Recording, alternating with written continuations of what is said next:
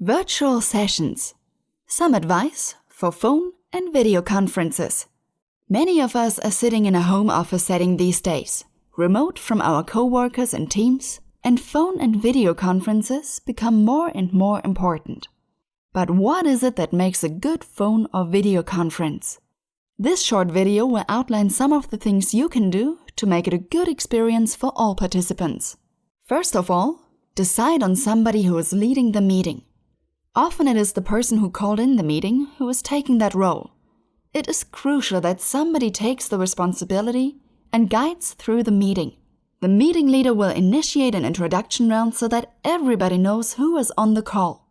He or she introduces the meeting agenda, coordinates the discussion, and encourages the participation by, for example, asking specific members for their opinion. Secondly, follow the agenda. In the beginning of the session, outline what the meeting is about, what points you will discuss, and how long the meeting will take. When we are not physically in the same room with the other members, it is hard to keep up the concentration. It is therefore important to keep an eye on the length and the pace of the meeting.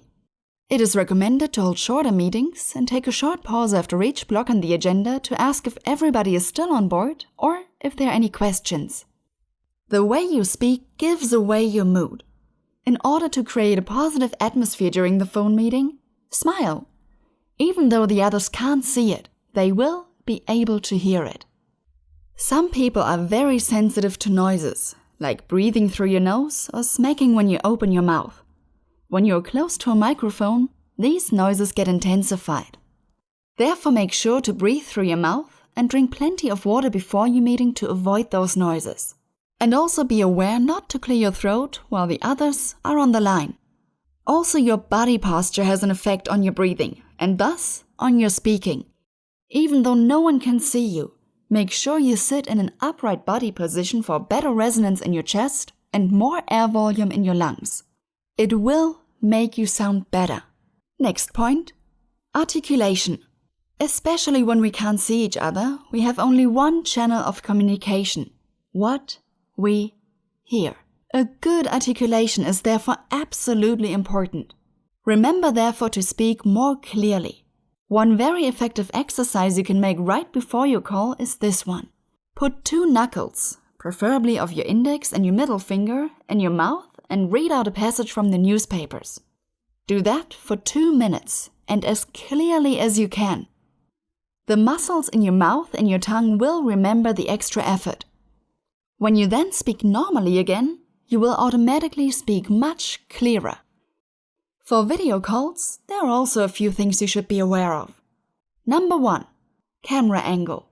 Because what you definitely don't want is your laptop camera pointing up from below and the other part looking right up your nostrils.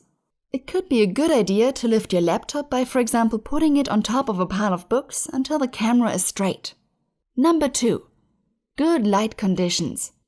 When you're sitting in a slightly dark room, you might still be able to see fine, but it's hard for the camera to pick up the light, and the other part won't really be able to see you. So make sure you have the lights turned on or sit next to a window with plenty of natural light coming in. Number 3, be aware of your background. What is it the other person can see? You may want to pick a spot where your background is clean, interesting to look at, but where there's not too much going on. Same as for any physical meeting, show respect towards the other participants. Be prepared, be on time, and even though the others might not see it, don't do anything besides, like checking your email. The more focused you are, the more effective the meeting will be.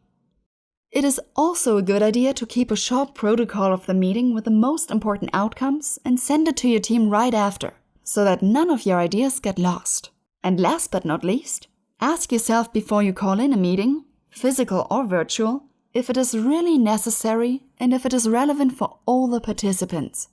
If you only want to hand down information, it is probably a better choice to send an email. A meeting is a place for discussion, questions, and ideation, and is most effective if all participants are active.